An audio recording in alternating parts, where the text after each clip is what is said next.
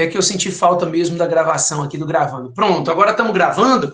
Então, relembrando, a gente trabalhou acerca dos aspectos materiais e agora eu queria trabalhar dos aspectos processuais, ou seja, como tramita a ação de improbidade administrativa. Essa ação de improbidade, ela é a ação civil, né? Ela tem natureza de ação civil pública, como a gente já falou, é ação de improbidade, ou ação civil pública por ato de improbidade. Uma ação de natureza civil para aplicação.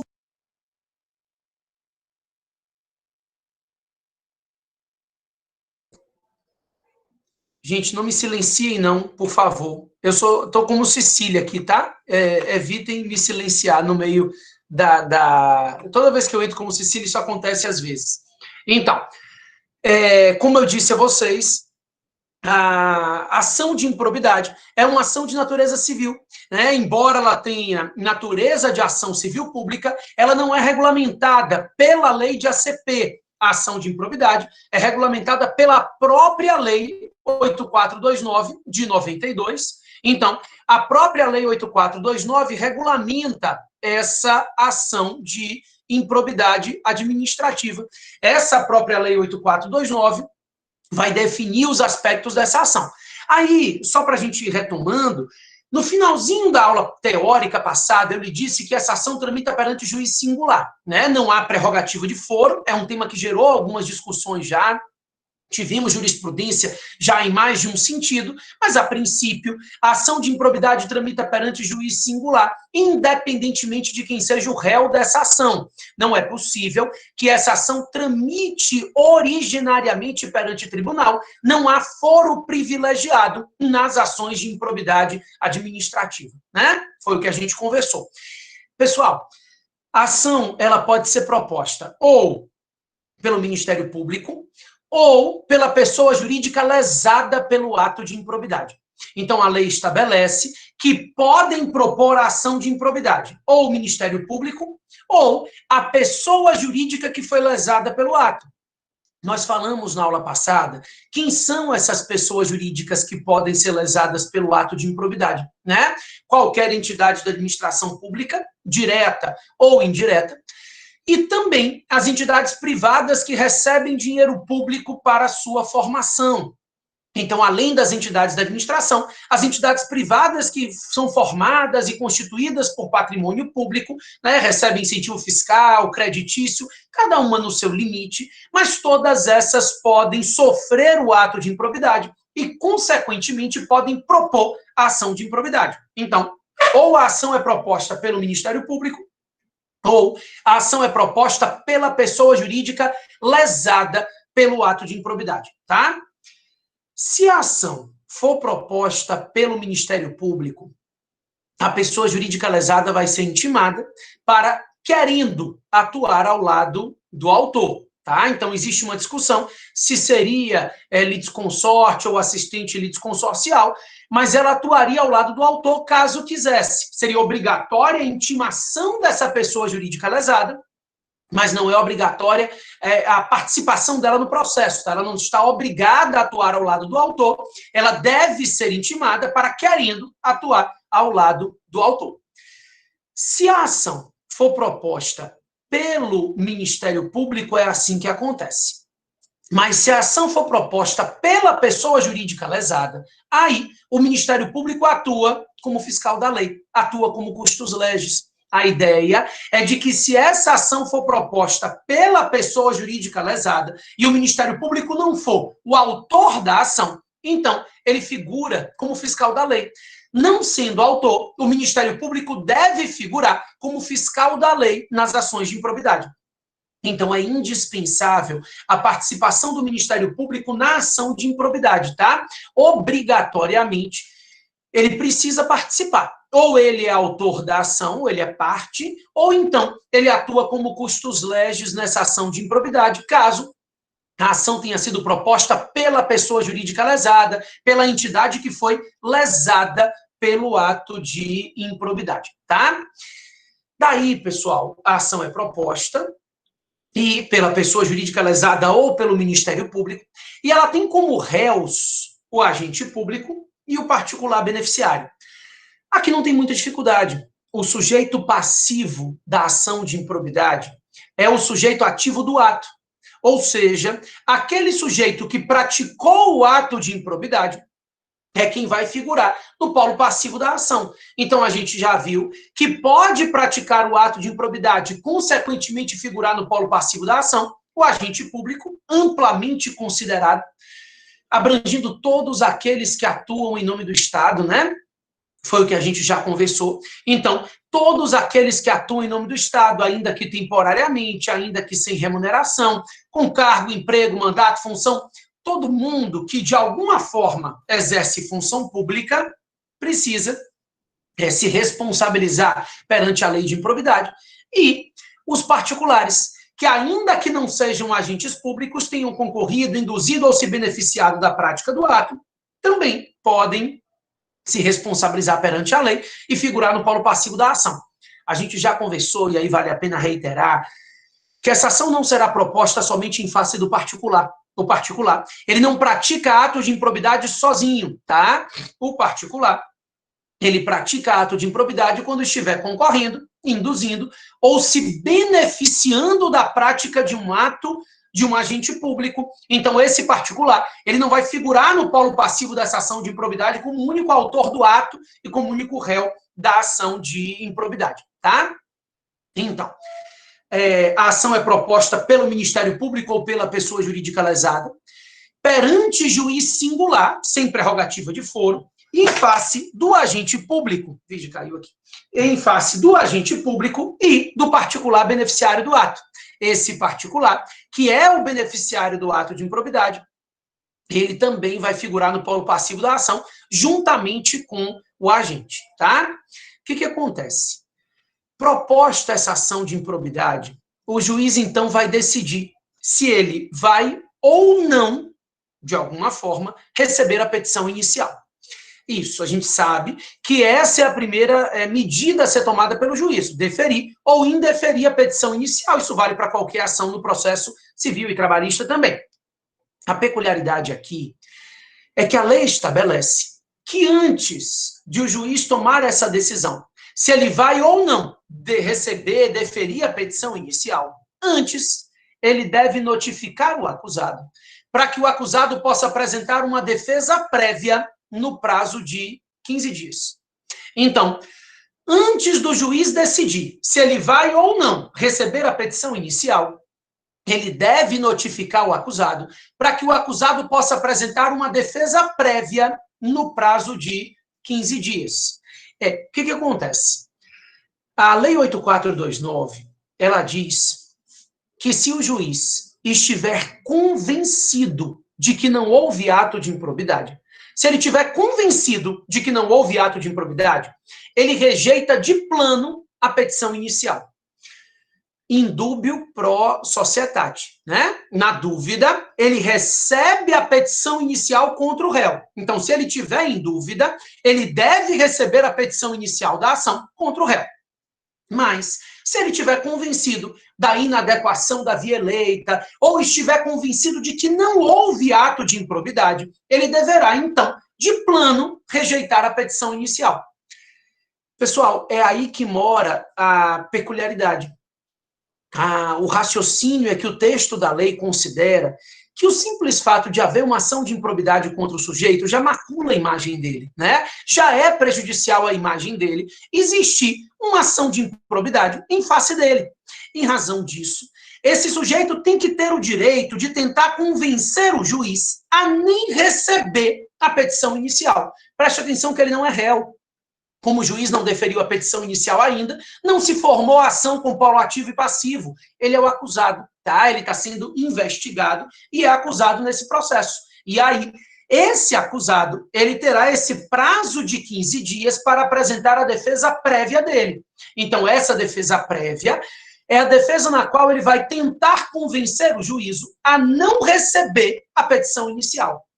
Então, ele vai justificar para que o juiz se convença de que não houve ato de improbidade e rejeite de plano a petição inicial. Não é possível que o juiz tome a decisão de deferimento ou indeferimento sem conceder esse direito à defesa prévia. A gente teria uma nulidade no processo, tá? Então, ele precisa efetivar essa garantia. O sujeito pode ou não apresentar a defesa prévia dele, tá? Ele tem 15 dias para isso, mas o prazo para ele apresentar a defesa prévia tem que ser dado. Então, ele vai ser obrigatoriamente notificado para que ele possa apresentar a defesa prévia nesse prazo aí de 15 dias, tá? Com ou sem defesa prévia, o juiz, então, vai decidir se ele recebe ou se ele não recebe a petição inicial. Então, depois que o juiz permitiu ao particular o direito de tentar se defender e convencer o juiz a não receber a petição inicial, então o particular apresentou a defesa prévia, aí o juiz vai decidir se ele vai deferir ou se ele vai indeferir a petição inicial. Essa é a decisão que o juiz vai tomar. A lei estabelece o seguinte: da decisão do juiz que indefere a petição inicial, cabe apelação. E aqui eu estou falando do CPC, né? O Código de Processo Civil, vocês aprendem em processo civil em geral, que se o juiz indefere a petição inicial, cabe apelação. E se o juiz defere a petição inicial, a princípio, não cabe nada, né? Nas ações de procedimento comum, em geral, a decisão do juiz que defere a petição inicial é mero despacho e, portanto, é irrecorrível, né? É isso que a gente aprende. O juiz, ele, quando defere a petição inicial, ele toma uma decisão que não é passível de recurso, é um mero despacho, não é passível de recurso. Essa é a novidade da ação de improbidade. A lei de improbidade diz que se o juiz indeferir a petição inicial, cabe... Na verdade, a lei de improbidade não fala nada sobre indeferimento, então a gente usa o CPC. Se o juiz indeferir a petição inicial, cabe apelação. Mas a lei de improbidade, aí sim, estabelece que a decisão do juiz que defere, ou seja, que recebe a petição inicial, essa é passível de agravo de instrumento, tá? Então, a decisão do juiz de indeferimento da petição inicial será passível de apelação nos moldes do CPC e a decisão do juiz de recebimento, de deferimento da petição inicial será discutível por meio de agravo de instrumento. É possível se agravar da decisão que receber a petição inicial da ação de improbidade, tá? Daí, com ou sem agravo, ele não tem efeito suspensivo mesmo, né? Então, com ou sem agravo, será determinada a citação do réu para que ele apresente a sua contestação, a sua defesa. O que acontece? Nesse caso, quando a gente fala de citação do réu para apresentação de defesa, a lei deixa claro para a gente que, a partir daí, o procedimento comum vai se aplicar. Ou seja, a lei diz que segue o rito ordinário, né? Não há rito ordinário e sumário mais. Então, a partir dessa apresentação de defesa, na verdade, de contestação aí, citação, a gente tem uma ação que segue as regras do procedimento comum, com uma peculiaridade. Aqui eu quero que vocês tomem cuidado, porque a gente teve uma mudança no ano passado, e essa mudança ainda está gerando algumas controvérsias doutrinárias. O que acontece? Até novembro, iniciozinho de dezembro do ano passado, o artigo 17, parágrafo 1º da Lei 8429, dizia, artigo 17, parágrafo 1º, dizia que seria vedado qualquer tipo de acordo, transação ou conciliação no bojo da ação de improbidade. Então, não seria admitido na ação de improbidade nenhum tipo de acordo, transação, conciliação, termo de ajustamento de conduta, né, a delação premiada, nenhum tipo de acordo seria possível, porque o artigo 17, parágrafo 1º, trazia uma vedação expressa. Então, ele dizia que é vedado qualquer tipo de acordo, transação, conciliação ou composição no bojo da lei de improbidade administrativa. Esse artigo foi alterado pelo pacote anticrime. Esse artigo tinha sido revogado em 2015 por meio de uma medida provisória. A medida provisória caiu, ele voltou, tá? Então, estava vigente até novembro do ano passado essa ideia de que não poderia haver nenhum tipo de acordo. Já se debatia colaboração premiada, mas sempre em aspectos acadêmicos, sempre gerando muito debate acadêmico, mas meio que posições contra a legem, na minha concepção, né? A lei sempre foi muito clara ao dizer que não poderia haver nenhum tipo de acordo de colaboração, de conciliação, de transação. Então, não era possível transacionar no bojo dessas ações de improbidade.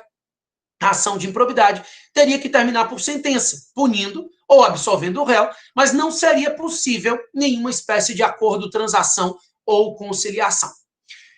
Daí, dentro desse contexto, o pacote anticrime alterou o artigo 17, parágrafo 1º.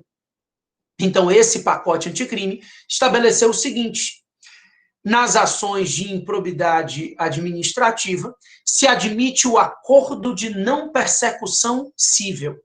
O artigo 17, parágrafo 1º, então, hoje, com a leitura feita pós-pacote anticrime, estabelece que nessas ações de improbidade é possível que seja celebrado um acordo de não persecução cível. Ah, ótimo. Como é o acordo de não persecução cível? Ele não existe. Ele não existe porque o procedimento do acordo de não persecução cível ele foi regulamentado pela própria Lei 8429, né, no pacote anticrime, mas o presidente da República vetou os dispositivos do pacote anticrime que explicitavam o procedimento desse acordo de não persecução cível. Então, esse acordo de não persecução cível passou a ser inaplicável pela falta de regulamentação procedimental. O procedimento dele estava em dispositivos posteriores na Lei 8429. O próprio pacote anticrime trazia esses dispositivos posteriores. Só que esse pacote, nesse ponto, foi vetado pelo presidente da República. Ou seja, o acordo de não persecução cível deixou de existir. Na prática, embora a lei permita o acordo de não persecução cível, ele não tem um procedimento a ser seguido, o dado veto pelo presidente da República desses dispositivos que tratavam do procedimento do acordo de não persecução cível. Então, na prática, apesar da previsão do artigo 17, parágrafo 1º, de que é possível o acordo de não persecução cível, ele não tem como ser implementado esse dispositivo, porque o acordo de não persecução cível não tem regulamentação legislativa, né? Então, o procedimento desse acordo não existe efetivamente. Em razão disso, não sendo possível o acordo de não persecução cível, começa-se a debater a forma como se iria resolver a nova redação do artigo 17, parágrafo 1º. E aí a gente parte para aspectos doutrinários, a gente tem pouco tempo, né, de redação, são 4, 5 meses, vai fazer 6 meses aí que esse pacote está vigente, mas o fato é que o que a gente começa a interpretar é que, na verdade, o artigo 17, parágrafo 1º, que vedava qualquer espécie de acordo, transação ou conciliação, não veda mais. Então, não vigora mais a vedação expressa na lei de qualquer tipo de acordo, transação ou conciliação. Então, isso faz com que seja possível, por exemplo, se firmar um termo de ajustamento de conduta com o Ministério Público. É porque é o seguinte: não era possível o termo de ajustamento de conduta porque a lei vedava expressamente, né? A lei dizia que não era possível nenhuma espécie de acordo, transação ou conciliação. Com o pacote anticrime e a alteração da redação do artigo 17, parágrafo 1º, não existe mais nenhuma previsão legislativa expressa dizendo que não pode haver acordo, transação ou conciliação. Então, se não pode mais haver qualquer previsão, não existe mais essa previsão expressa, a Eliane está tendo dificuldade no áudio. Vocês estão ouvindo direito? Como é que está aí? Diga aí para mim, por favor.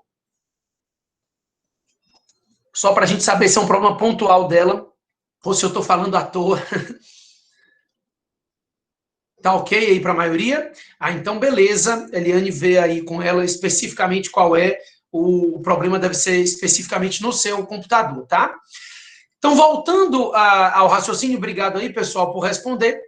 Voltando ao nosso raciocínio, hoje não existe mais a vedação expressa a qualquer tipo de acordo, transação ou conciliação. Então, embora não exista o acordo de não persecução cível por falta de regulamentação procedimental, é possível que haja acordo. Então, termos de ajustamento de conduta, não existe mais a proibição desse tipo de acordo no bojo das ações de improbidade, tá? Essa é a interpretação que a gente faz. Então, hoje seria legítimo se apresentar um termo de ajustamento de conduta perante o Ministério Público, porque não há mais a vedação expressa de lei a esse tipo de acordo, conciliação ou transação. Ok? Beleza. Daí, com isso entendido, eu quero que vocês saibam que a lei, além de regulamentar essa parte inicial da ação, porque fora isso o processo segue a mesma estrutura do procedimento comum, né, como eu disse para vocês, mas além dessa questão do procedimento comum especificamente, nós temos aqui algumas cautelares no bojo da ação de improbidade. Então, ela tem aquelas peculiaridades iniciais, depois disso ela segue as regras do procedimento comum, então notificação prévia para defesa, né, também o autor, o réu, mas, além de tudo isso, essa ação de improbidade, essa lei de improbidade regulamenta algumas medidas cautelares. São medidas assecuratórias que visam resguardar o resultado prático do processo. Então, é possível, por meio de determinadas medidas, se assegurar o resultado prático do processo. São medidas assecuratórias, medidas cautelares, que visam efetivamente a resguardar esse resultado prático da ação, tá? Nesse caso, quando a gente trata dessas medidas cautelares, antes de eu falar delas, eu queria lembrar para vocês algumas coisas. Primeiro, essa cautelar hoje pode ser preparatória ou antecedente. Então, a cautelar preparatória não existe mais. A cautelar pode ser incidental ou antecedente. A antiga cautelar preparatória deixou de existir com o novo CPC, né? Hoje não existe mais processo cautelar autônomo.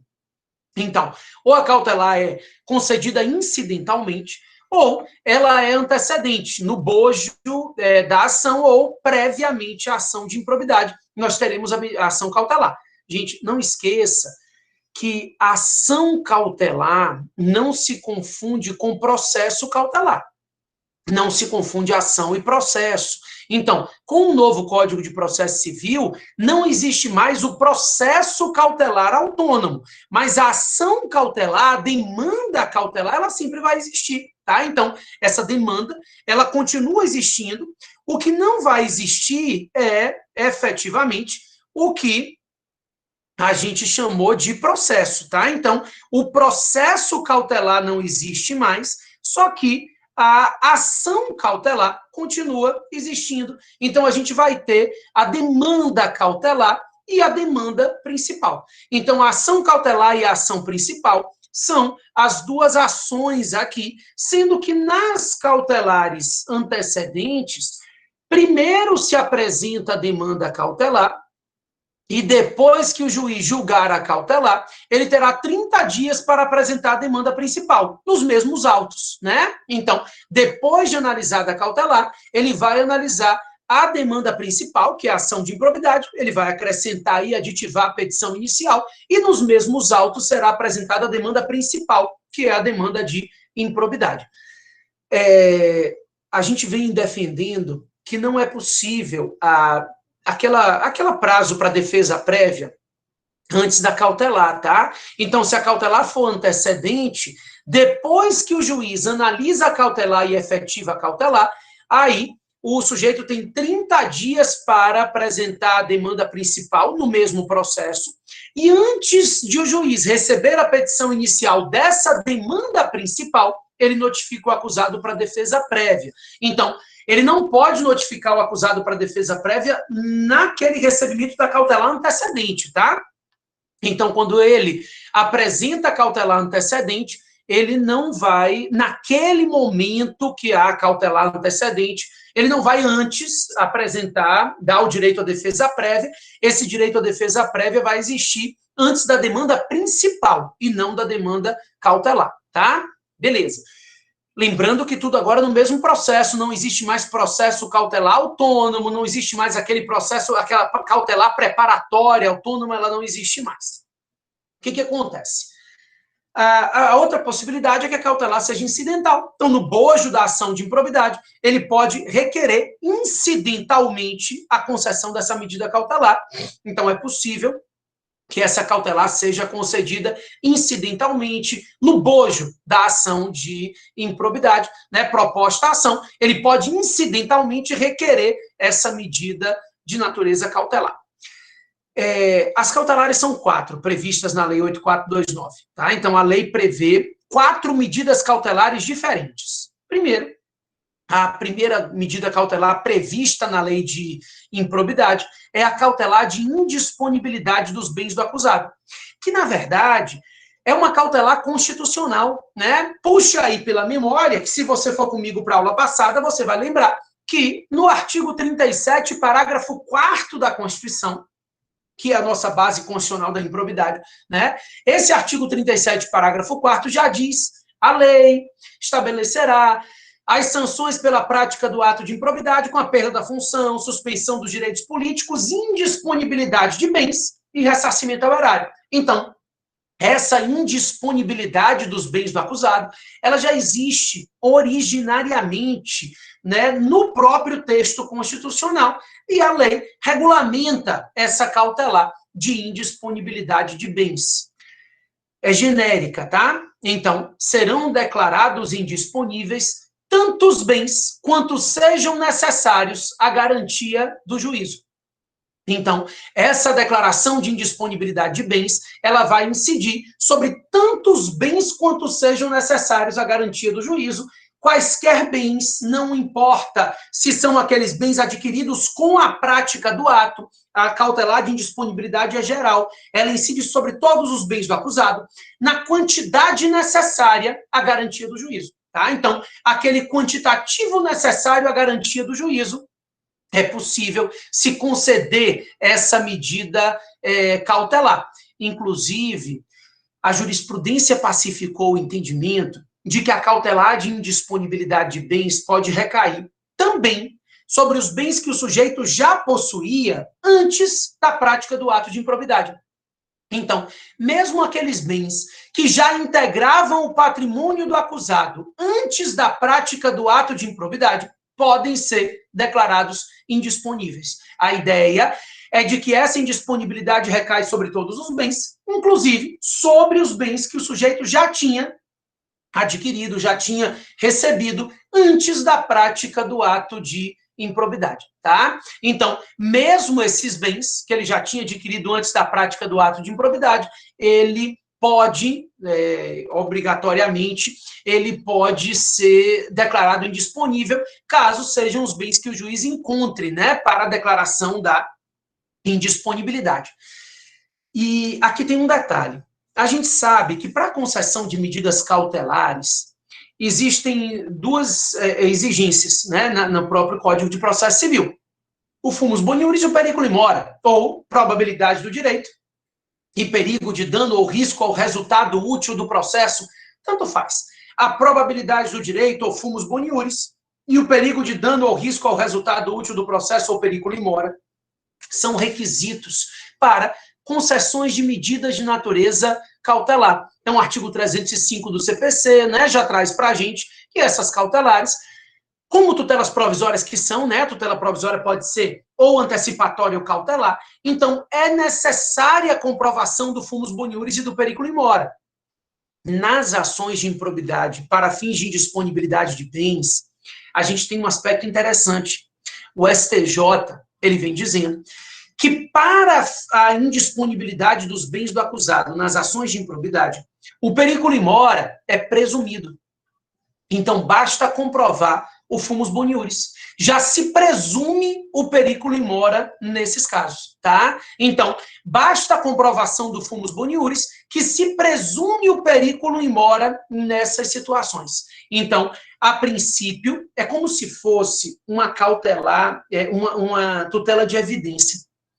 Não está incluído aqui como tutela de evidência, tá? Mas a ideia é mais ou menos essa. Então, não precisa comprovar o periculum in mora, não precisa comprovar a probabilidade de dano, né? Desculpa, o perigo de dano ou risco ao resultado útil do processo, basta comprovar a probabilidade do direito. Não é uma tutela de evidência efetivamente, porque Na verdade, não é que o perigo de dano não seja necessário, é que ele já é presumido, tá? Então, eu não preciso provar ele, porque ele já se presume. Continua sendo uma tutela de urgência de natureza cautelar, só que se presume o perigo in mora, se presume o perigo de dano, só precisa haver a comprovação da probabilidade do direito, do fumus boniuris, para que esse ato de improbidade esteja configurado, tá? Então, a ideia é de que essa configuração do ato de improbidade, ela vai, da indisponibilidade, não vai depender da comprovação do perigo in mora, dada a sua presunção pelo fato de estarmos numa ação de improbidade. Além da indisponibilidade de bens, genérica, como eu disse a vocês, né, podendo recair sobre tanto os bens do acusado quanto sejam necessários à garantia do juízo, inclusive aqueles bens que o sujeito já possuía antes da prática do ato de improbidade. Inclusive, esses podem ser declarados indisponíveis se houver necessidade. Além disso, a lei prevê a cautelar de sequestro. Agora, e aí, todo mundo que está trabalhando com processo civil do trabalho, vocês já estão cansados de conhecer essas cautelares, a princípio, no processo civil.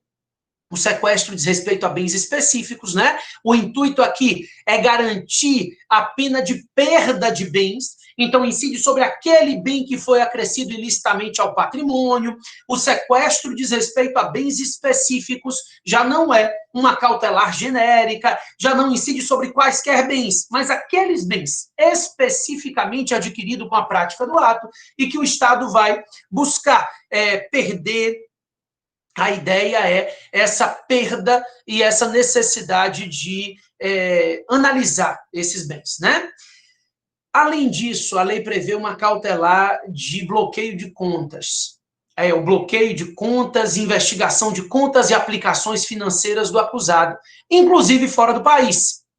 Pessoal, lembre que a lei é de 92. Ninguém falava em Bacenju, de penhora online, né? Só para vocês entenderem como essa lei, apesar de ser de 92, ela está tão atual ainda, tá? Então, essa cautelar de bloqueio e investigação de contas e aplicações financeiras do acusado, inclusive com a possibilidade de penhora, a penhora online, que não tinha muita regulamentação, né, na época, mas já era prevista na lei, é uma das cautelares possíveis. Aqui, eu quero lembrar vocês, primeiro, a lei fala de bens, de contas e aplicações financeiras, seja no Brasil, seja no exterior. É possível que seja feita a investigação e o bloqueio dessas contas.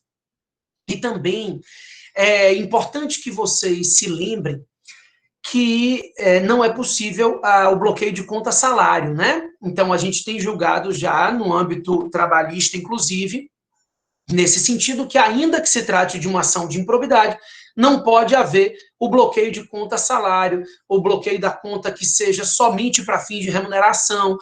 O salário e a remuneração têm esse caráter alimentar, e por isso, ainda que seja para resguardar o juízo numa ação de improbidade, não se pode admitir o bloqueio dessas contas que dizem respeito à remuneração. Então, a conta salário, a conta de recebimento de remuneração, pura e simplesmente, não admite esse bloqueio, essa investigação, tá?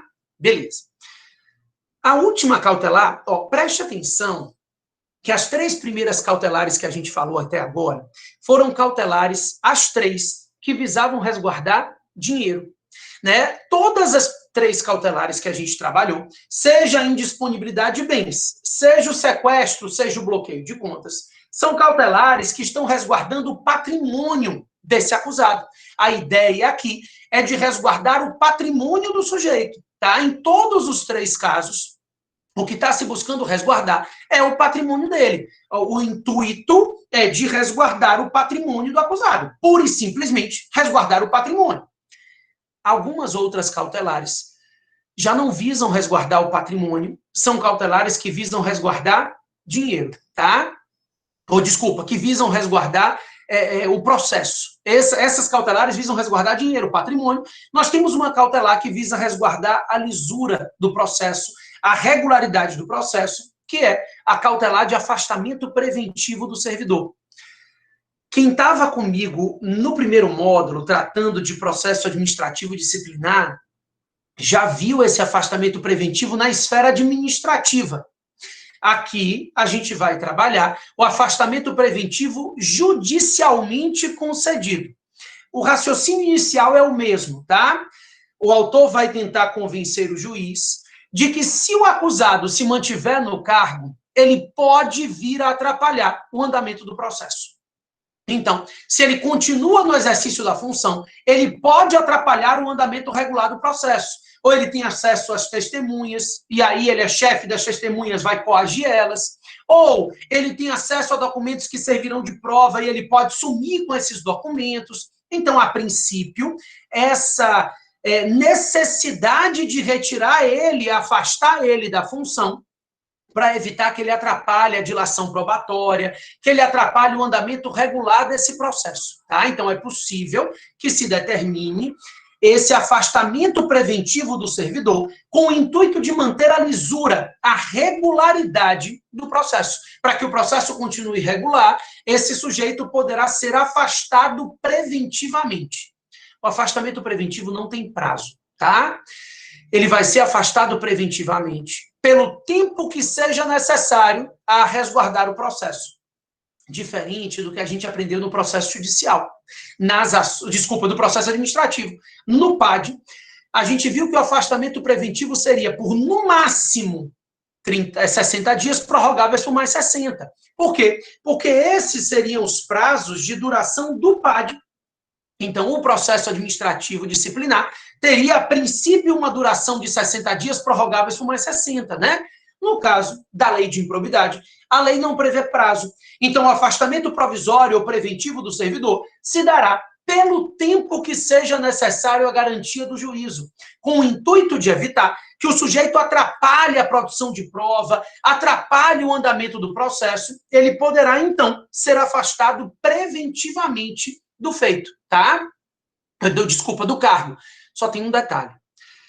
O afastamento preventivo, assim como a gente aprendeu no PAD, ele vai se dar sem prejuízo da remuneração. Então, o sujeito será afastado preventivamente, mas esse afastamento preventivo não pode prejudicar a remuneração dele. Então, ele vai manter a remuneração dele independentemente do afastamento preventivo, porque a natureza do afastamento é cautelar e não punitiva, né? Se ele fosse afastado do cargo e isso impactasse na remuneração, ele não estaria, na verdade, sofrendo uma medida de natureza cautelar, ele estaria sendo punido com um afastamento preventivo, o que não é razoável. Eu não tenho como aplicar penalidade antes do processo ser concluído. Em razão disso, o afastamento preventivo tem que se dar sem prejuízo da remuneração do acusado. Ele não pode sofrer nenhuma redução remuneratória ou perda remuneratória em virtude desse afastamento preventivo dele, que tem natureza meramente assecuratória e que não pode configurar nenhum tipo de penalidade, tá? Beleza. Com isso entendido, pessoal, as 4 cautelares, como eu te falei, podem ser antecedentes ou incidentais, e elas visam resguardar o resultado prático do processo. Para a gente começar a fechar os aspectos processuais, que eu quero entrar ainda na lei anticorrupção, a lei trata de prescrição. Esse é um tema que também gerou algumas polêmicas na ação de improbidade aqui, principalmente o 37, parágrafo 5º da Constituição. Vamos lá, vamos por partes, né? Na ação de improbidade, a prescrição varia de acordo com o réu. Diferente da ação penal, né? Aqui não interessa a gravidade da infração, não. A variação se dá com base no réu. Dependendo de quem seja o réu da ação, essa ação de improbidade pode variar, tá? Então, a gente tem uma variação com base no próprio réu da ação de improbidade. O artigo 23 diz o seguinte: se o réu da ação for um detentor de mandato, função ou cargo em comissão, então, proposta a ação de improbidade em face de um detentor de mandato, de função ou de cargo em comissão, o prazo de prescrição será de 5 anos. 5 anos contados do término do mandato, do cargo ou da função. Repito, o réu da ação é um detentor de mandato, ou de função ou de cargo em comissão. Nesses casos, A ação de improbidade prescreve em 5 anos contados do término do mandato, do cargo ou da função. Tá? Então, enquanto ele estiver no exercício do mandato, cargo ou função, o prazo prescricional não começa a contar. Ele começa a correr do término do mandato, cargo ou função. O prazo de prescrição, então, será de 5 anos. E se ele for reeleito? Esse é um dos debates que a gente tinha, né? Porque o raciocínio é simples. O sujeito foi eleito prefeito, cumpriu um mandato de 4 anos e praticou um ato de improbidade. Praticou um ato de improbidade nesse mandato de 4 anos, tá? Daí, depois disso, ele foi reeleito. E, em virtude da reeleição, ele se manteve no cargo mais 4 anos. Quando ele saiu, se verificou a prática dos atos de improbidade. A pergunta é, esse ato de improbidade que ele praticou no primeiro mandato, o prazo de prescrição começa a contar do término do primeiro, ou o prazo de prescrição começa a contar do término do segundo mandato? Essa é a discussão, tá? Então, ele praticou o ato de improbidade no primeiro mandato e ele foi reeleito. Em relação a esse ato, a prescrição começa a contar do término do primeiro mandato ou do término do segundo mandato? Se a gente fizer uma interpretação literal da lei, o prazo de prescrição começa a contar do término do primeiro mandato, né? Afinal de contas, a lei fala do término do mandato e não dos mandatos.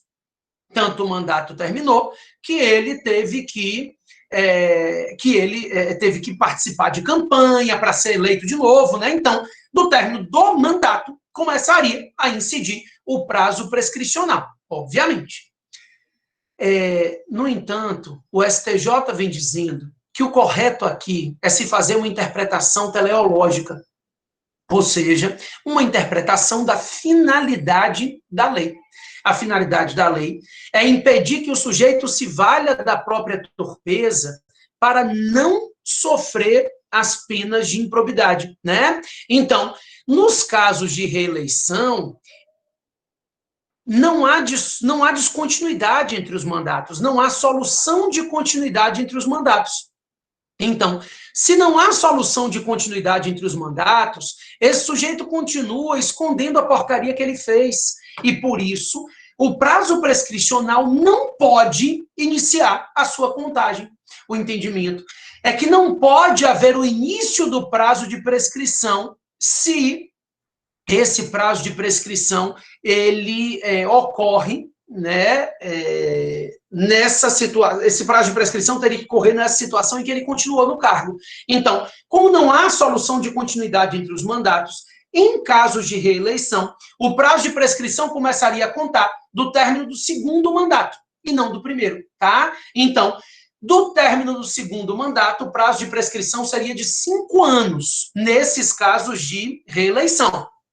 Preste atenção que se ele tivesse saído do mandato, o prazo de prescrição começaria a correr.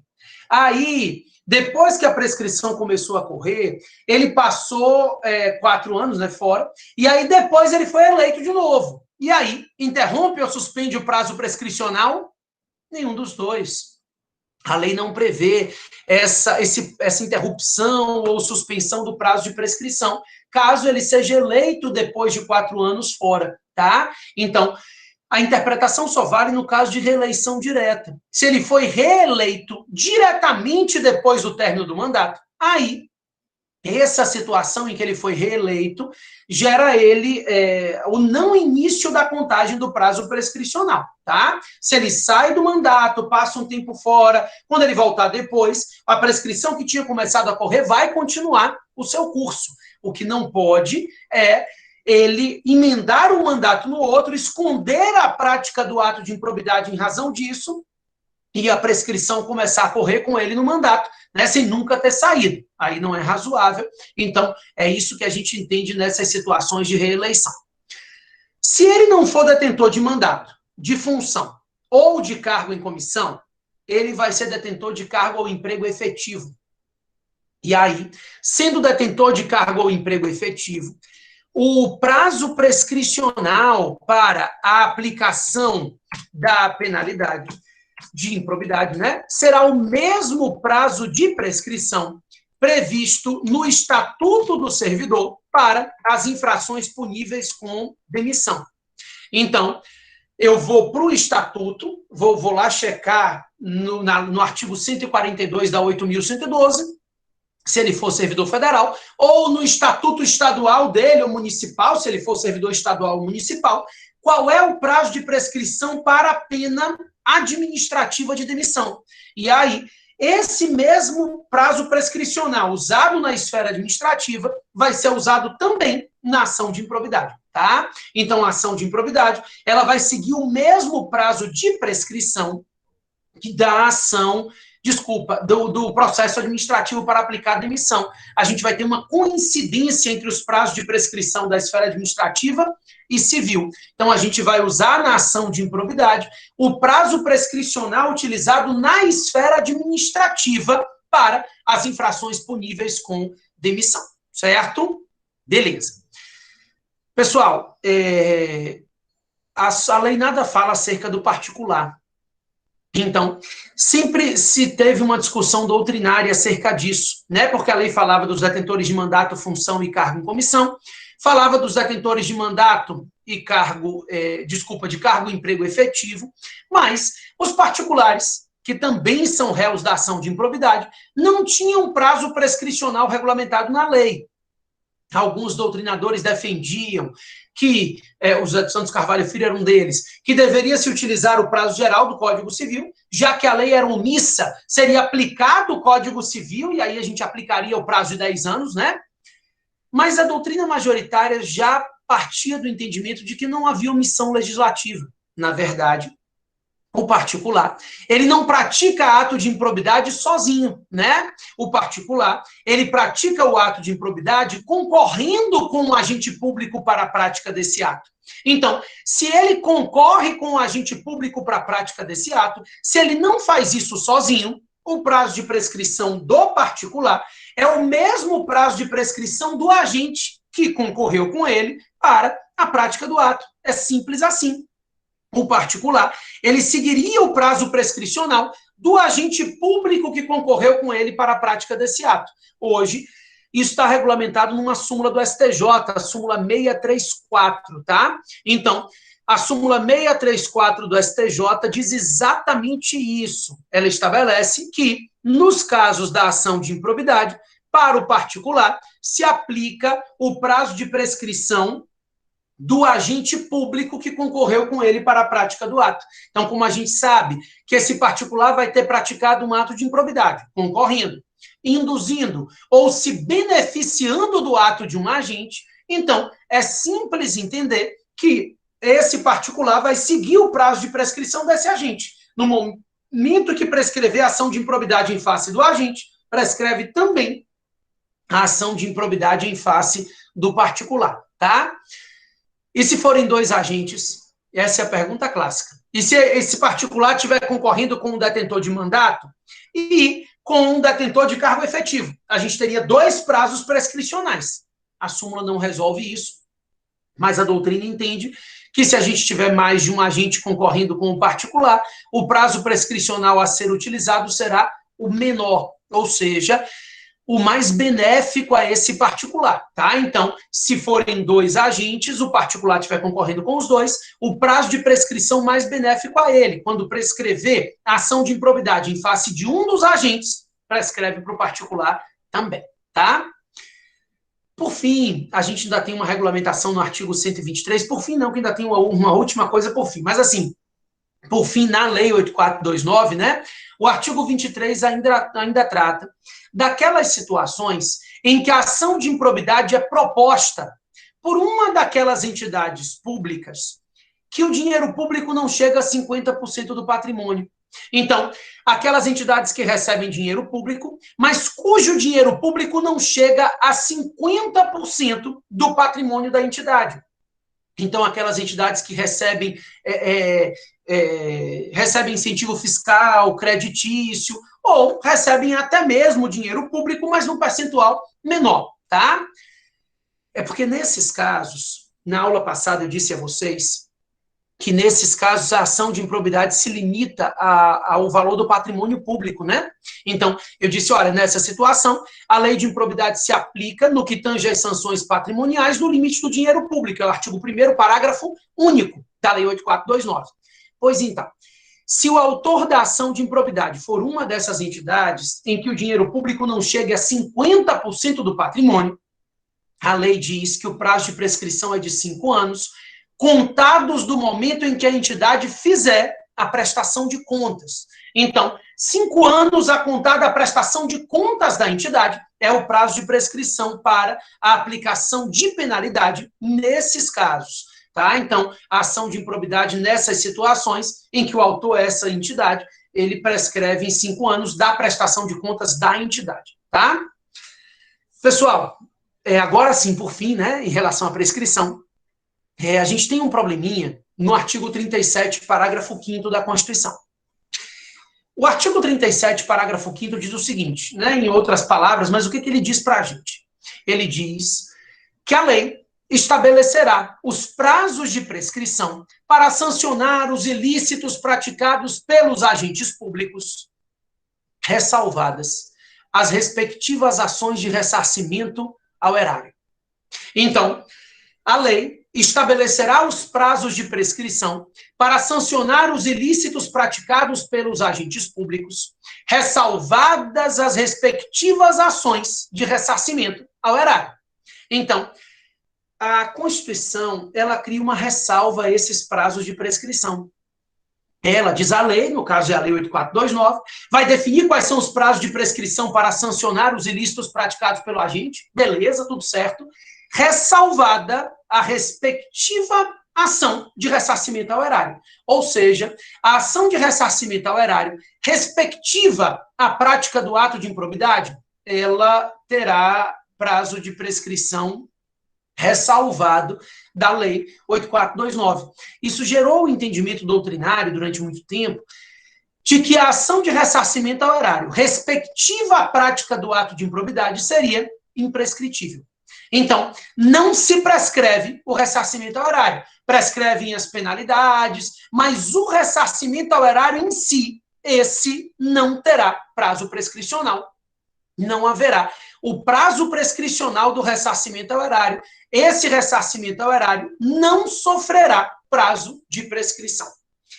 Né? Quando for o ressarcimento respectivo à prática do ato de improbidade. Ele praticou o ato de improbidade e o ressarcimento, em decorrência da prática desse ato, seria imprescritível. Isso foi alvo de muito debate durante muito tempo e o STF, em repercussão geral, analisou isso no ano passado.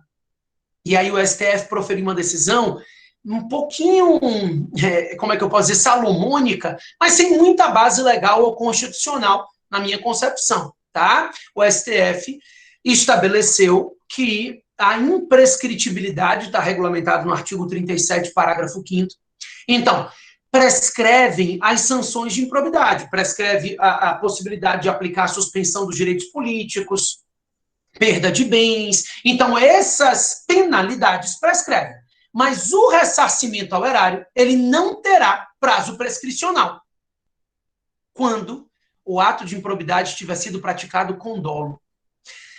Essa é a interpretação que a gente vai fazer do artigo 37, parágrafo 5º, porque é a interpretação feita pelo STF. O STF entende que se o ato de improbidade for doloso, aí não haverá prescrição para o ressarcimento ao erário.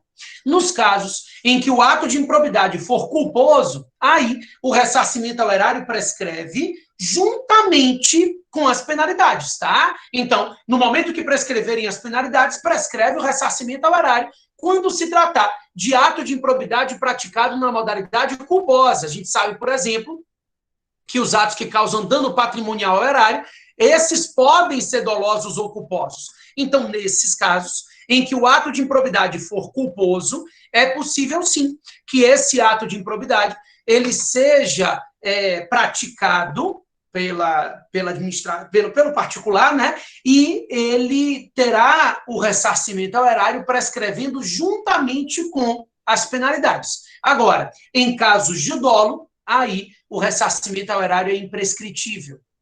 prescrevem as sanções, as demais sanções do artigo 12, mas o ressarcimento ao erário respectivo à prática desse ato de improbidade não se submete ao prazo prescricional, tá? A decisão do STF, repito, é uma decisão que se baseia aí, não sei muito em quê, né? A gente não tem essa regulamentação na Constituição. A verdade é que o STF tinha se reunido para interpretar se o Constituinte quis dizer que seria imprescritível ou não, mas ele acabou tomando essa decisão aí meio híbrida, como a gente pode falar, tá? Além da Lei 8429, o tempo está passando, eu só tenho meia horinha, né, porque eu quero responder as dúvidas de vocês. Inclusive, já chegou até uma dúvida aqui, pelo que eu tinha visto. Foi uma questão de provas. Eu vou deixar isso para a gente trabalhar no final, como eu tinha combinado. E eu queria rapidamente falar um pouquinho sobre a lei anticorrupção, que é a lei 12.846. Ela traz uma novidade no nosso ordenamento jurídico. A lei 12.846 foi chamada de lei anticorrupção, mas eu repito que ela é uma lei que, na verdade, complementa e integra o nosso sistema anticorrupção. Ela não é a única lei anticorrupção. Ela integra o sistema anticorrupção que nós temos no Brasil. Isso é o ideal, tá? O ideal seria considerar isso, que essa lei integra o nosso sistema anticorrupção e, na prática, essa lei acaba ensejando aí algumas sanções, além daquelas sanções regulamentadas na Lei 8429 de 92. Seguinte, a Lei 12.846, ela trata de responsabilidade das pessoas jurídicas por atos lesivos praticados à administração. O que a gente tinha conversado até agora, a Lei 8429, regulamentava a responsabilidade das pessoas físicas, sejam agentes públicos, sejam particulares. A lei de improbidade se refere a pessoas físicas, tá? Os agentes públicos, as pessoas físicas particulares que tenham concorrido com esses agentes para a prática do ato, mas eram sempre pessoas físicas que responderiam perante a lei de improbidade. Era uma lei que estaria vinculada a pessoas físicas e não a pessoas jurídicas. A Lei 12.846, então, veio complementar o nosso sistema, como eu disse, e definir as sanções a serem aplicadas às pessoas jurídicas pela prática de atos lesivos à administração. Pessoal, quando a gente trata dessa responsabilização das pessoas jurídicas, primeiro, a lei já cria ressalva, no sentido de que ela não vai nem substituir e nem impedir as sanções da Lei 8429 e a da 8666. Então, o que eu quero dizer para vocês?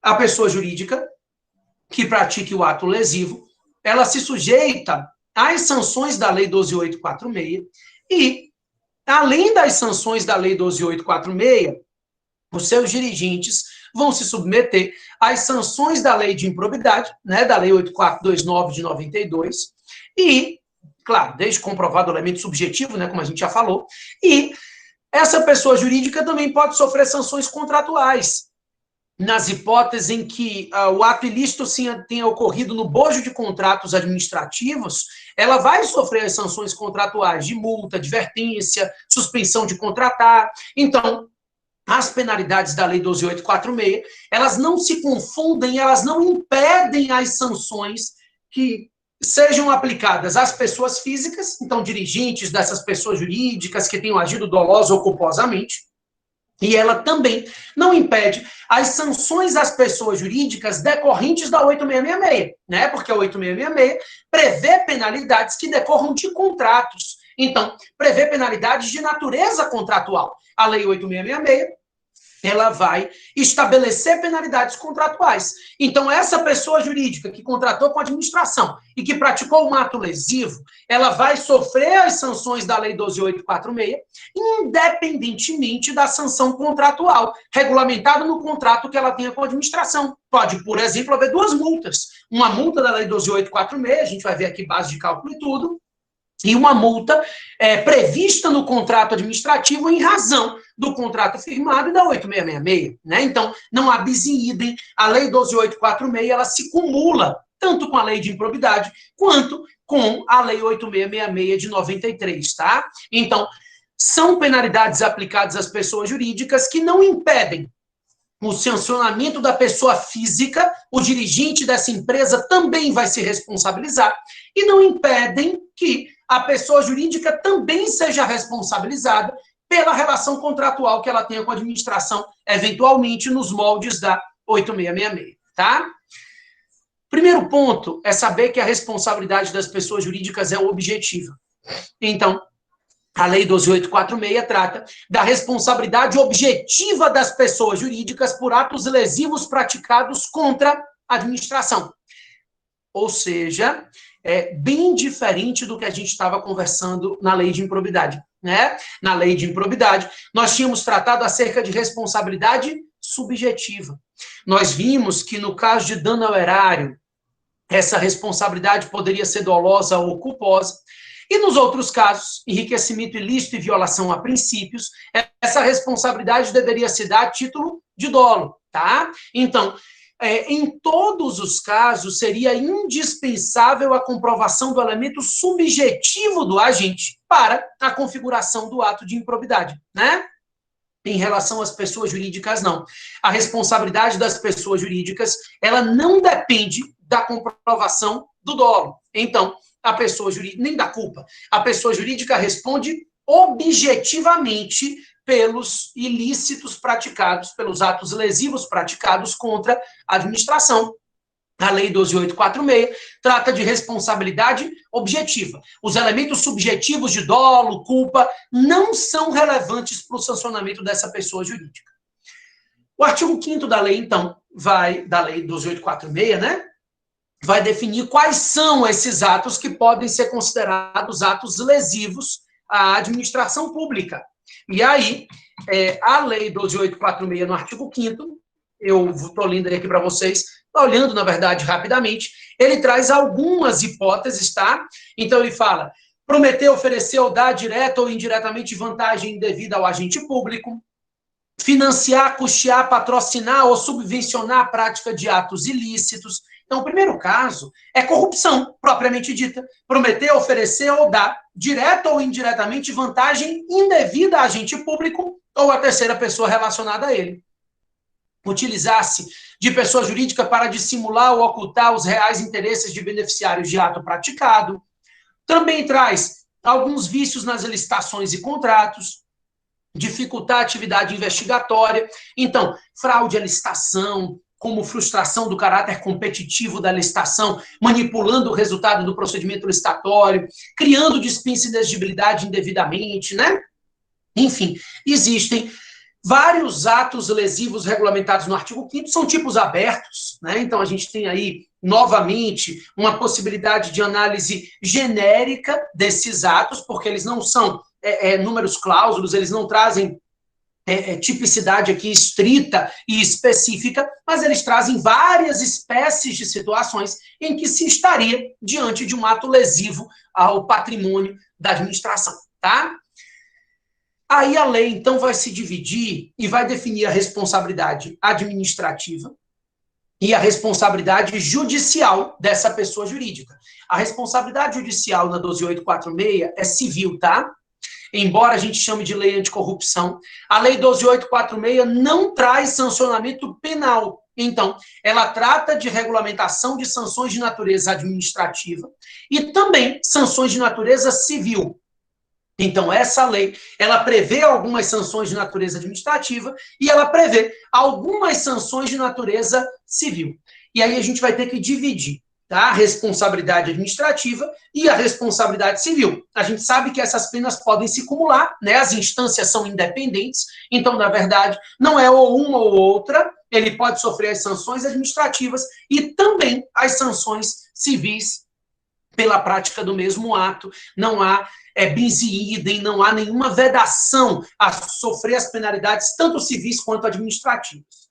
Então, começando pelas sanções administrativas, a Lei 12.846 prevê duas penalidades que podem ser aplicadas administrativamente às pessoas jurídicas que pratiquem atos lesivos à administração, tá? Primeiro, A lei começa dizendo que essa pessoa que pratica o ato lesivo à administração, ela pode sofrer uma penalidade de publicação extraordinária da condenação. Penalidade que, na minha concepção, é absolutamente ilegal, tá? É absolutamente inconstitucional. Mas, enfim, não há previsão de inconstitucionalidade, então a gente vai considerar como admissível essa penalidade. É porque, na verdade, assim, é como se fosse pendurar uma melancia no pescoço, né? A publicação extraordinária da condenação é como se fosse uma pena de escárnio. A ideia é bem complicada.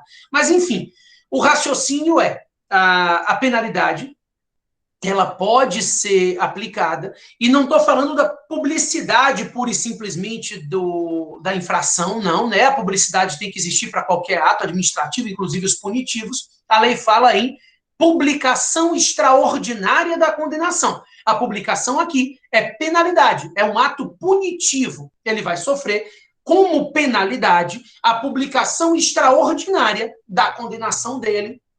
Então, aqui a gente vai ter uma pena a ideia de disseminação da ideia de que aquela pessoa jurídica é uma pessoa ímproba, corrupta e tudo mais. A segunda penalidade administrativa que pode ser aplicada é a penalidade de multa.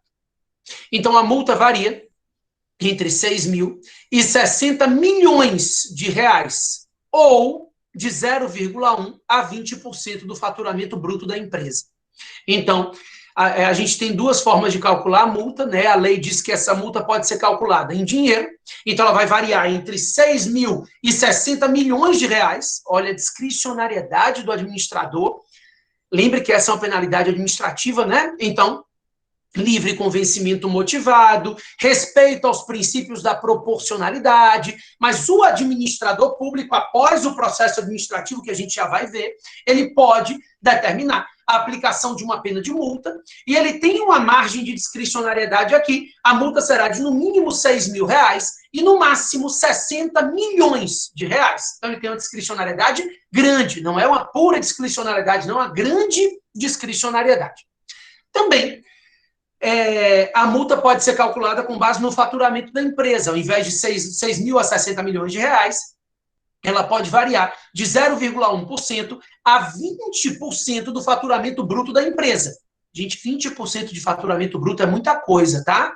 Porque 20% de faturamento significa não tirando custo nenhum, nem tributo, nem carga trabalhista, nada. Ou seja, tudo que entra, 20% é muita coisa. Tem empresas que têm lucro menor do que 20% do faturamento bruto. Muitas empresas, tá? Então, a ideia é de que não é tão simples assim, não é uma penalidade tão pouco intensa assim. Quando se chegar a 20%, a gente pode estar tirando mais do que o lucro do sujeito, por exemplo, tá? Então, entre 6 mil e 60 milhões de reais, ou entre 0,1% e 20% do faturamento bruto da empresa, são os limites aí da multa que pode ser aplicada. Tanto a publicação extraordinária da condenação, quanto a multa, gente, a lei, ela aproveita para lembrar, que a doutrina já tinha dito que isso era possível, mas ela aproveita para lembrar que é possível, na aplicação de penalidade, que seja feita a desconsideração da personalidade jurídica da empresa, sempre que essa empresa estiver sendo utilizada como escudo para fraudar a legislação administrativa. Então, o sujeito desmancha a empresa e monta uma nova rapidamente para poder contratar com a administração, por exemplo, né? Então, a gente tem situações aí em que a empresa é utilizada como escudo e por isso é possível a aplicação da disregard doctrine, da desconsideração da personalidade jurídica nessas hipóteses, tá? Então, as duas penalidades administrativas, a multa e a publicação extraordinária da condenação, elas podem ser aplicadas por meio de um processo administrativo. Então, a própria lei regulamenta o processo administrativo para a aplicação dessas penalidades, lembrando que a lei 9784, que é a Lei Geral de Processo Administrativo, será aplicada subsidiariamente, nesse caso, em que haja um processo administrativo, tá? Então, nessas situações, a Lei 9784 será utilizada subsidiariamente, mas a Lei 8429, a Lei 12846 traz algumas regrinhas a serem respeitadas nesse processo administrativo. Então, ela começa dizendo que a instauração do processo administrativo será de responsabilidade da autoridade máxima de cada órgão, ou seja, do Poder Executivo, Presidente da República, no Poder Legislativo, no Judiciário, cada um vai ter a sua autoridade máxima como competente para instaurar esse processo administrativo, admitida a delegação. Então, delegação é sempre possível, a lei, sempre não, mas a lei 9784, ela já traz do artigo 11 em diante essa ideia de que delegação de competência é uma regra, né, justificadamente, se pode delegar competência, desde que seja delegação específica, não seja genérica, se pode delegar competência para a prática de atos, então essa delegação ela já tem uma regulamentação na própria Lei 9784, mas a 12846 reitera, tá, a possibilidade de delegação. No caso do Executivo Federal, que não é muito a linha para vocês, né, o que interessa mais para você é o Judiciário, mas no caso do Executivo, além do Presidente da República, a CGU também tem competência não delegada originária para instaurar esse processo administrativo. Então, ou o processo é instaurado pelo Presidente da República ou pela CGU, e aí eu estou falando de competência originária, não delegada, tá? Esse processo é instaurado e a lei é interessante que ela fala assim, é permitida a delegação, mas é vedada a subdelegação. Então, eu posso delegar, mas quem recebe a competência para instaurar o processo por delegação não pode subdelegar, tá? O processo é instaurado, e aí o sujeito é chamado para... são 2 servidores estáveis que vão compor a comissão do processo. Então, nesse processo administrativo aqui, a comissão será composta por 2 servidores públicos estáveis, servidores do órgão, que já tenham adquirido a estabilidade. Daí, pessoal, o sujeito é chamado para apresentação de defesa no prazo de 30 dias. A lei, ela estabelece o prazo de 30 dias para apresentação de defesa. E após a apresentação de defesa, vai ser encaminhado, após a emissão também do parecer dessa comissão, para julgamento. Então, o relatório da comissão, ele é um relatório não vinculante, né? Um relatório obrigatório, porque o artigo 12 da Lei 12846 fala da exigência do relatório, mas ele não é vinculante, e o processo, então, segue para julgamento pela autoridade competente. A lei estabelece que todo esse processo administrativo deve durar, no máximo, 180 dias. Eu lembro a vocês que a gente conversou isso no módulo anterior. Quem estava participando aqui dos outros módulos vai lembrar que eu disse que os prazos de duração de processos administrativos são prazos impróprios, né? Usamos até a súmula 592 do STJ, que fala do PAD, mas que vale para processos administrativos em geral, são prazos impróprios. Então, o desrespeito ao prazo por si só não gera a nulidade do processo administrativo. O raciocínio é de que se tratam de prazos impróprios, não há nulidade do processo pelo desrespeito ao prazo. Mas, a princípio, esse prazo deve durar no máximo, esse processo deve durar no máximo 180 dias, tá? Então, esse processo administrativo é indispensável para a aplicação das penalidades administrativas, que no caso da Lei 12846 são 2, a multa e a publicação extraordinária da condenação. Além da penalidade administrativa, a Lei 12846 prevê a responsabilidade civil dessa pessoa jurídica. A lei chama de responsabilidade judicial. E eu já estou lhe dizendo que essa responsabilidade judicial, ela é civil, tá? Não há a previsão de responsabilização penal de pessoas jurídicas por atos lesivos contra a administração na Lei 12846. Ela trata de responsabilidade administrativa e de responsabilidade civil. A responsabilidade administrativa pode ensejar multa e publicação extraordinária da condenação, e ela depende de um processo administrativo regulamentado pela lei, tá? A responsabilidade civil vai ser aplicada por meio de uma ação judicial que segue as regras da Lei 7347.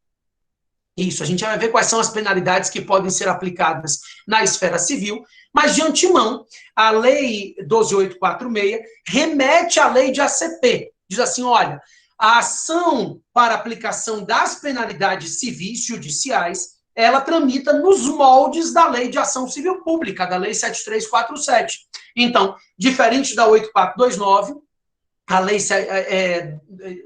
12.846, ela não traz os aspectos processuais, ela não regulamenta essa ação civil para aplicação de penalidades às pessoas jurídicas, tá? Ela trata da responsabilidade administrativa, regulamenta o processo administrativo, e em relação à responsabilidade civil, ela remete a 7347 e diz assim, olha, dá uma olhadinha, porque você vai seguir a regra de tramitação da Lei de Ação Civil Pública para aplicar essas penalidades de natureza civil pelos atos lesivos contra a administração, tá?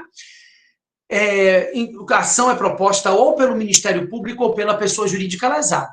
Isso é fato. Então, ou o Ministério Público ou a pessoa jurídica lesada vai propor a ação que vai seguir as regras da Lei 7347 e que pode culminar na aplicação de 4 penalidades. Então, na Lei 12.846, se prevê a possibilidade de 4 penalidades a serem aplicadas na esfera civil. Na esfera administrativa foram 2, né? A multa e a publicação extraordinária da condenação. Na esfera civil, podem ser aplicadas a penalidade de perda de bens. Então, perdimento de bens, direitos ou valores que representem a vantagem recebida por essa pessoa jurídica, né? Então, tudo que essa pessoa jurídica tiver recebido de forma ilegal, ela vai perder, seja o dinheiro, seja bem, seja patrimônio, né? Enfim, é essa perda dos bens acrescidos ilicitamente ao patrimônio dela. Além da perda de bens, a lei prevê a suspensão ou interdição parcial das atividades da empresa. É uma outra penalidade que pode ser aplicada, tá? Então, está no artigo 19 da Lei 12.819, se eu não me engano, da Lei 12.846, essas penas, tá? Então, uma penalidade civil ou perdimento de bens. Também, e aí o juiz vai definir quais serão aplicadas, proporcionalidade. Além do perdimento de bens, a suspensão parcial das atividades da empresa. Também a lei prevê a dissolução compulsória da pessoa jurídica, entre aspas, aqui a pena de morte, né, da pessoa jurídica, a dissolução compulsória dessa pessoa jurídica. E a lei prevê uma penalidade de proibição de receber incentivo, subsídio estatal, subvenção, doações do poder público, por um prazo que pode variar de 1 a 5 anos. Então, é a proibição de receber incentivo fiscal, creditício, que pode variar de 1 a 5 anos, também como penalidade de natureza civil. Então, nós temos 4 penalidades civis a serem aplicadas por meio de uma ação civil. Para a gente fechar aqui essa lei, né? Claro que eu não consegui abranger ela com toda a atenção dos detalhes dela, mas para a gente fechar os aspectos principais, porque o tempo está acabando, e a lei nem era tão objeto assim do nosso módulo, né? A gente tinha combinado improbidade, mas eu preciso pontuar um pouquinho a lei anticorrupção, porque hoje improbidade fica muito atrelado à lei anticorrupção. Não se pode deixar de acionar a pessoa jurídica quando você vê que o dirigente praticou um ilícito desse tipo, né? Então, por isso nós temos hoje tantas regras de compliance, são tantas coisas aí na moda hoje. O compliance nada mais é do que uma estruturação prévia da empresa para evitar que essa pessoa jurídica acabe se responsabilizando por atos lesivos. Então, o compliance abrange cuidados no que diz respeito às regras fiscais, trabalhistas, ambientais, é bem importante mesmo. Mas vamos lá. Para a gente fechar o que eu queria falar, pelo menos os aspectos gerais da lei, ela prevê o chamado acordo de leniência. O acordo de leniência funciona como uma colaboração premiada dessas pessoas jurídicas. Então, quando você pensa em acordo de leniência, é como se estivéssemos falando de uma colaboração premiada dessa pessoa jurídica.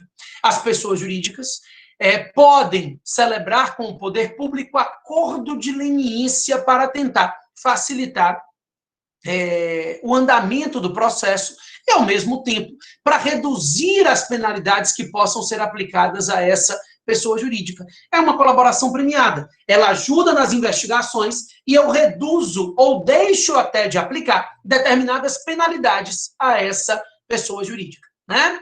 Vamos lá. Primeiro, é importante que você tenha na cabeça que o acordo de leniência só pode ser firmado se 3 requisitos cumulativos estiverem presentes, tá? Então, para que seja possível se firmar esse acordo de leniência, são necessários 3 requisitos cumulativos.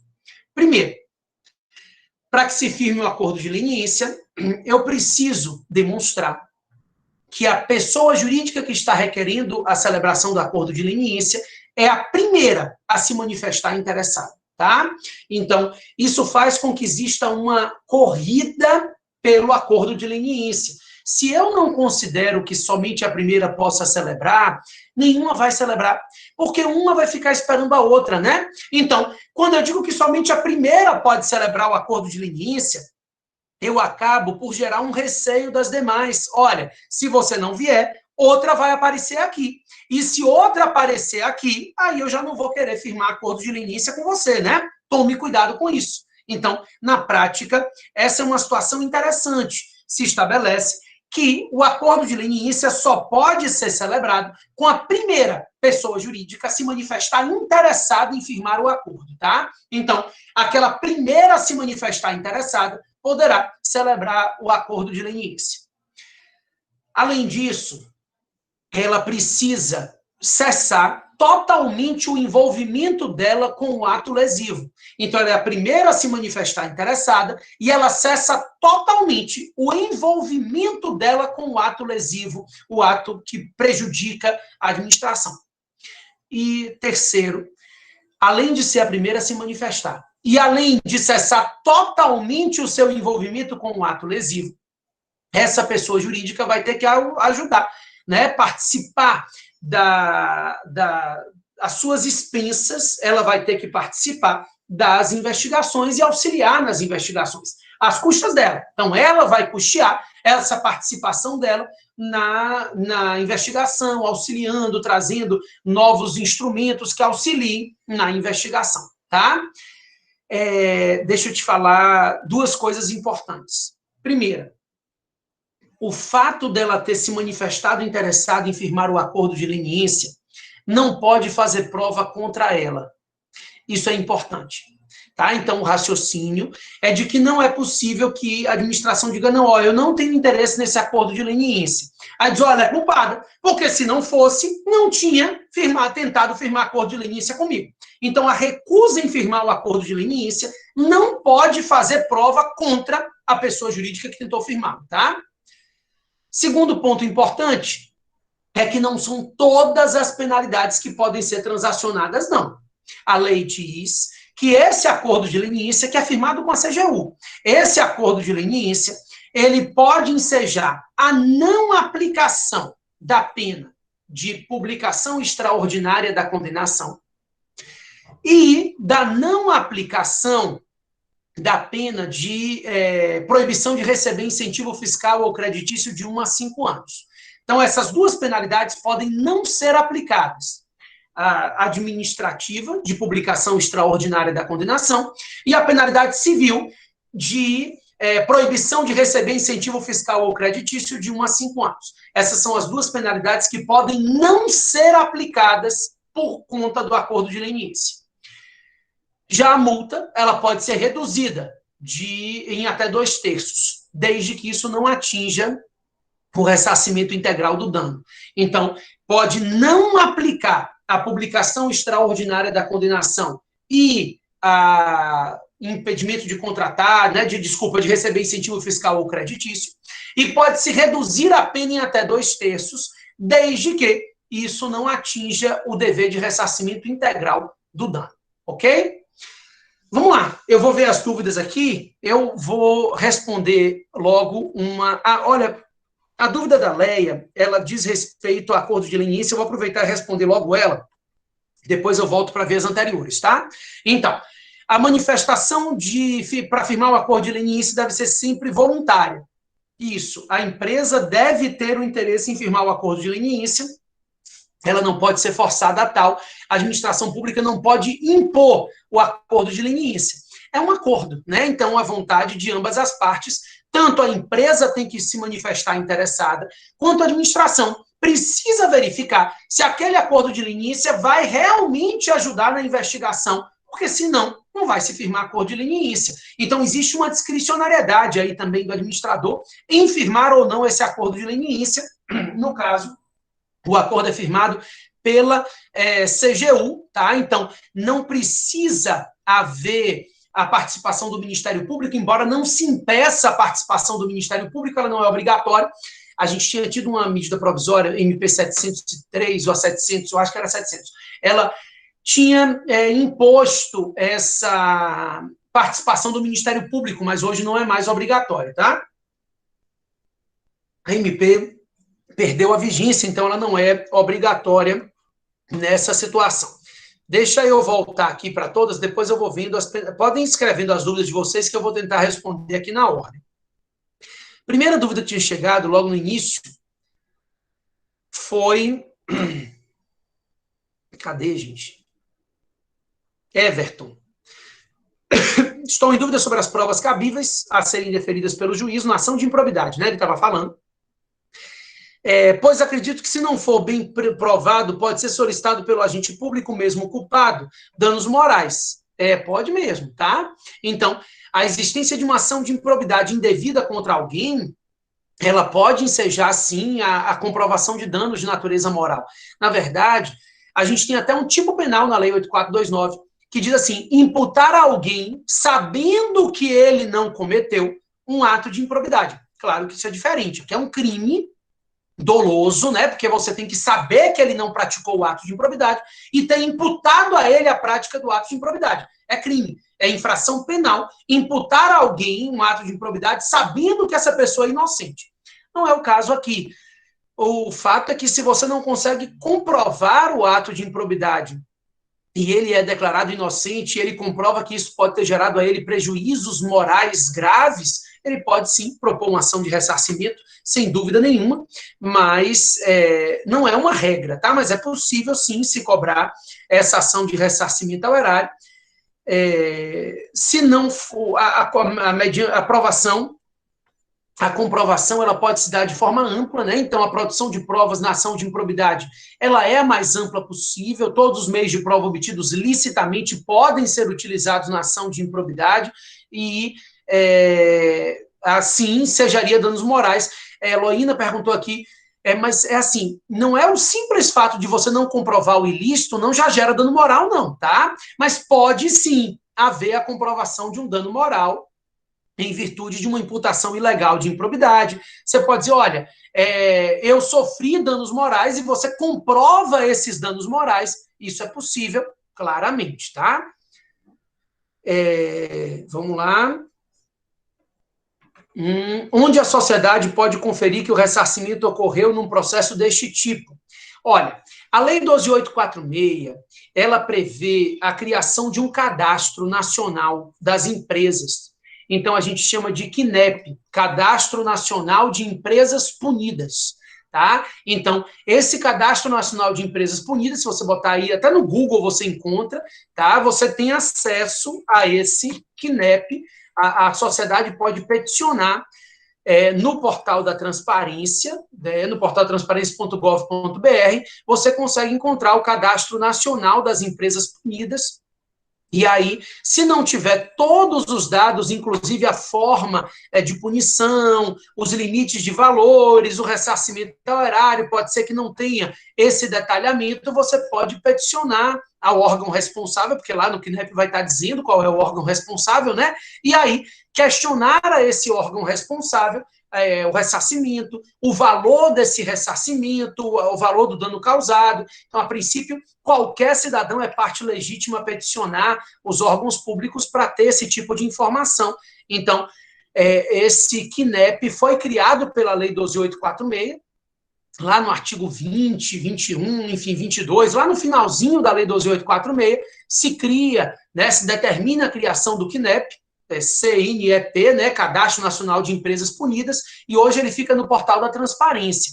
E aí, se essa informação de ressarcimento não estiver lá, você tem dados suficientes lá para poder fazer o questionamento ao órgão responsável para que ele te apresente a existência ou não desse ressarcimento ao erário e do valor que foi ressarcido, do valor dos danos que tinham sido decorridos dessa prática do ato lesivo, tá? Vamos lá, estou aqui esperando as dúvidas de vocês. A matéria a gente concluiu, trabalhamos aqui os aspectos de improbidade, trabalhamos também um pouquinho a Lei 12.846, né? Claro, em grossíssimas linhas, mas para vocês terem uma ideia dessa lei, também é interessante ter uma ideia da Lei 12.846.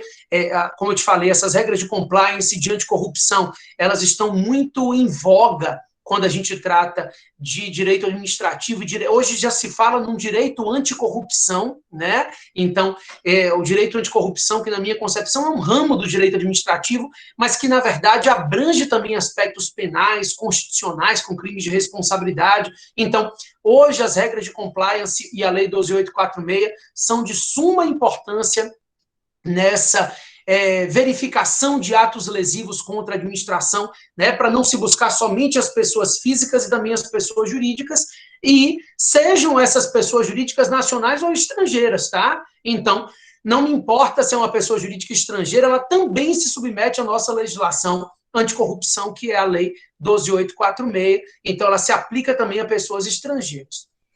Vamos lá, pessoal, ver se vocês têm alguma dúvida aí. O Ivo já tem. Também a gente tem a Leia. Vamos lá, vamos na ordem aqui. Professor, posso estar equivocado, mas a impressão que fiquei é que as nossas leis, inclusive aqui estudamos, são feitas para evitar condutas criminosas. Só que os criminosos não respeitam a lei, de modo que a lei termina tendo um efeito colateral, que é impedir, dificultar que o cidadão de bem tenha coragem de se candidatar a cargos públicos. O que o senhor acha disso? Não enxergo por que o cidadão de bem ele não teria coragem de se candidatar a cargos públicos. É bem difícil analisar essa questão aí, porque ela é mais uma impressão mesmo, né, sua. Mas o que acontece? A veia política, ela é uma coisa que tem que ser inerente ao sujeito. Eu, por exemplo, não tenho muito esse feeling de atuar em política, mas acho que é muito importante que os nossos cidadãos de bem decidam ingressar na política se a gente quiser mudar esse país, tá? Então, a nossa legislação, ela visa efetivamente evitar condutas criminosas e punir os atos ilícitos, e ela não impede a participação de cidadãos que sejam de bem, como você falou aí, de pessoas probas, porque na prática esses não serão responsabilizados perante a lei. Então, muito pelo contrário, se essa legislação for aplicada do jeito devido, a gente vai ter somente a punição daqueles que tenham praticado atos ímprobos, atos ilegais, atos de corrupção, e o cidadão, o sujeito que está atuando licitamente, ele não vai ter punição,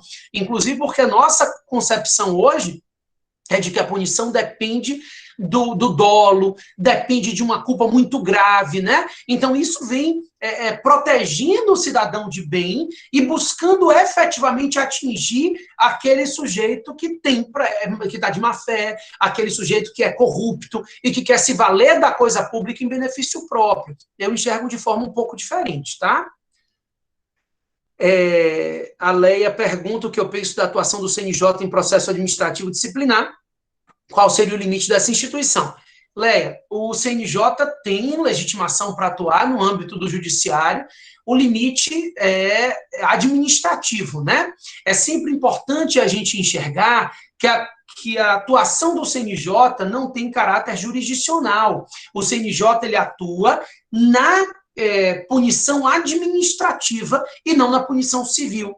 Então, se o CNJ enxergar um ato de improbidade num processo disciplinar que ele está atuando, ele vai ter que representar ao Ministério Público, à entidade lesada, enfim, ele não tem legitimidade para atuar na esfera judicial, ele não tem legitimidade para propor ação de improbidade, ele é um órgão do judiciário com função administrativa e com dever de aplicar as penalidades correcionais na esfera administrativa. Então, enxergo que o limite do CNJ é justamente a punição administrativa, não podendo se estender às punições civis. Essas punições civis são aplicadas por meio de decisões jurisdicionais. As decisões do CNJ não têm caráter jurisdicional. Não sei se a pergunta foi nesse sentido, mas a ideia é de que o limite dele é justamente esse. As sanções administrativas estão ao alcance do CNJ, a responsabilização judicial tem que se dar por órgãos do judiciário que estejam atuando no exercício da função jurisdicional.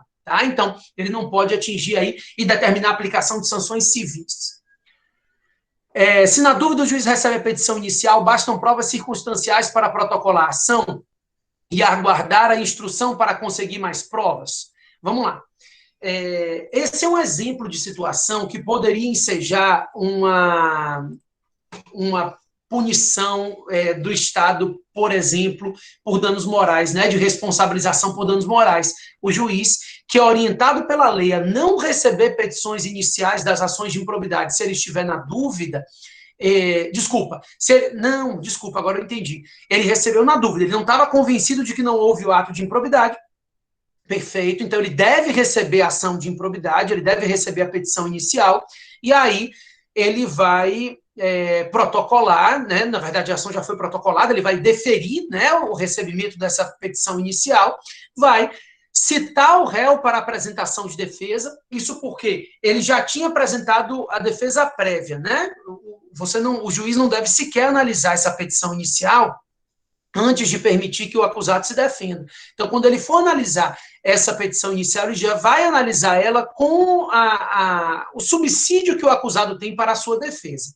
Aí, ele decidiu receber a petição inicial, ele então vai citar o réu para apresentar a defesa e vai iniciar ampla dilação probatória para que isso seja verificado, né? Então, obviamente, por isso que eu disse que não é o simples fato dele ser absolvido porque faltou uma prova ou não teve acesso a uma prova, não pode ser já um dano moral, né? A princípio, o juiz deve receber a petição inicial sempre que ele tiver vendo a possibilidade de que o ato de improbidade tenha sido praticado, tá? E aí, durante a produção de provas, ele vai verificar se esse ato realmente aconteceu ou não. Aí, obviamente, que na dúvida, para fins de aplicação de penalidade, na dúvida, pro réu. Então, ele precisa provar o ato ilícito, precisa haver a comprovação necessária para a aplicação de penalidades, tá? Mas para instaurar o processo, não.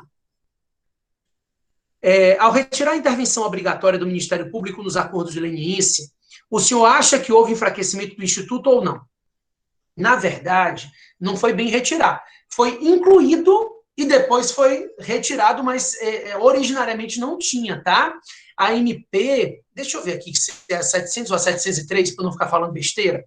A MP eu acho que é a 703, mas deixa eu confirmar aqui rapidinho. A MP 703, ela mesma. A MP 703, ela havia alterado a Lei 12.846, ou seja, a Lei 12.846 originariamente não previa a obrigatoriedade da participação do Ministério Público no acordo de leniência, tá? Então, esse acordo ocorre na esfera administrativa, o que não significa que o particular, a empresa que queira firmar o acordo de leniência, não possa requerer a participação do Ministério Público. Então, muitas vezes a empresa pede para se resguardar. Infelizmente, a crença no executivo não está das melhores, não. O fato é que a participação do Ministério Público pode ser requerida pela empresa, pela pessoa jurídica que quer firmar o acordo de leniência, mas ser firmado com a CGU não enfraquece o Instituto de jeito nenhum, né? Teoricamente, é um órgão responsável por esse controle de natureza administrativa e responsável, inclusive, pela aplicação dessas penalidades de natureza administrativa, instauração do processo. Então, aqui não há nenhum enfraquecimento, não. Inclusive, porque, eu repito, o Ministério Público pode participar e a pessoa jurídica que está querendo firmar o acordo de leniência pode pedir a participação do Ministério Público para fins de acordo de leniência. O que não se pode mais é considerar que a ausência do Ministério Público nesse acordo firmado entre a pessoa jurídica e a CGU, né, no caso, o órgão responsável, enseje nulidade do acordo firmado. Não há nulidade, não há enfraquecimento de jeito nenhum. Na verdade, voltamos à origem da 12846. Essa participação obrigatória do MP valeu durante 3 meses, 4 meses só, enquanto estava vigente a MP 703, que perdeu a vigência por não ter sido votada. Então, como não houve nenhum decreto legislativo, ela continuou regulando aquelas relações que ocorreram durante a sua vigência, mas hoje não exige-se mais a participação do Ministério Público, tá? Não tem nenhuma pergunta mais, não? Vamos lá, deixa eu ver aqui. Não, né? Pessoal, e aí, mais alguma dúvida? A gente ainda tem aí 14, 13 minutinhos. Diga aí se vocês têm alguma dúvida para mim. Esperando. Não? Vou dar aqui 1 minuto para vocês. Pessoal, ó, então eu vou começando a me despedir, já que não tem mais nenhuma dúvida. Primeiro eu queria agradecer a oportunidade, queria agradecer a Andréia, que eu acho que hoje não pôde participar aqui, então não, de repente ela ouve esse agradecimento depois que a gente começou a gravar. Não gravamos do iniciozinho, mas gravamos a maior parte da aula, né? Então, eu queria agradecer a Andréia pelo convite, queria agradecer a todos aqui por terem participado. Espero realmente que eu tenha ajudado vocês a aprenderem um pouquinho o direito administrativo. Já chegou uma dúvida aqui, perguntando se é recomendável a exoneração do detentor de cargo de confiança durante a apuração da improbidade. Você pode, sim, fazer a exoneração dele, porque isso não vai impedir o andamento da ação de improbidade, se você se sentir bem em fazer isso. Eu digo, perdeu a confiança e não tem interesse em manter essa relação do cargo em comissão, você deve fazê-lo, tá? O cargo é de livre exoneração para isso. Você não precisa justificar nesse ato de improbidade, porque existe uma presunção de inocência, mas você também tem a possibilidade de exonerá-lo, mas não é obrigatória a exoneração. Você pode, se você ainda confia nele, esperar a apuração dessa ação de improbidade para ser concluída, tá? Obrigado de novo por toda a participação de vocês. Obrigado, Andréia. Teremos novas oportunidades, sim. Se for convidado aí, eu vou ter... O ocupante, sim, conserva os direitos à remuneração em caso de afastamento, tá? Se ele não for exonerado, ele vai ser remunerado. E se houver novos convites aí, seja para aqui pelo Zoom, seja presencial, quando essa situação tão ruim de pandemia terminar, a gente ainda se encontra aí para novos temas, né? Tem licitações, tem contratos, tem tantos temas importantes para o direito administrativo e que acabam atingindo aí, seja a esfera administrativa do TRT, seja em alguns pontos tangenciando a análise trabalhista também, né? Seja nas relações contratuais e tudo mais. O que vocês precisarem podem contar comigo e até a próxima, pessoal.